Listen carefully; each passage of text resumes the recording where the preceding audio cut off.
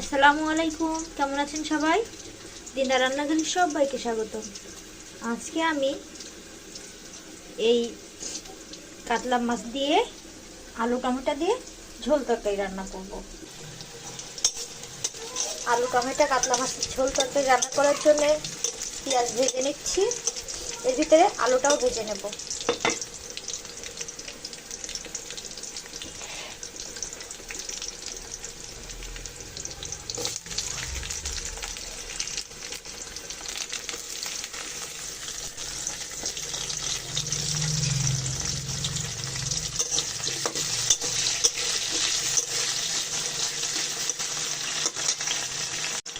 সামান্য ভাজি করে নিয়েছি, এখন দিয়ে দেব হলুদ আর লবণ, দিয়ে সামান্য পরিমাণ পানি দিয়ে একটু কষিয়ে নেব।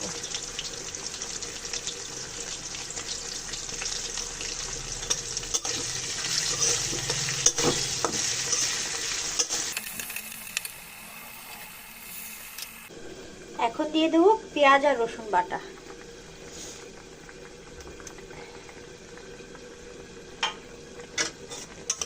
একটু নেড়ে চেড়ে মাছগুলো দিয়ে দেব।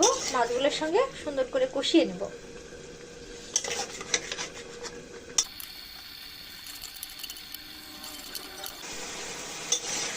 মাছগুলো সুন্দর করে কষাই করে নিয়েছি, এখন মাছগুলো উঠিয়ে রেখে ঝোলের পানি দিয়ে দেব।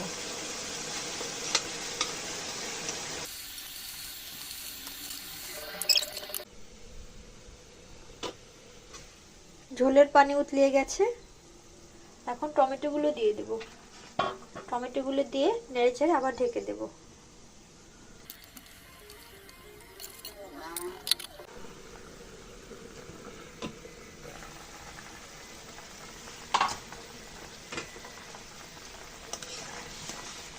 টমেটোগুলো সিদ্ধ হয়ে গেছে, এখন মাছটা দিয়ে একটু নেড়েচেড়ে আবার ঢেকে দেব। ঝোল টানিয়ে নামিয়ে নিলে তরকারিটি তৈরি হয়ে যাবে।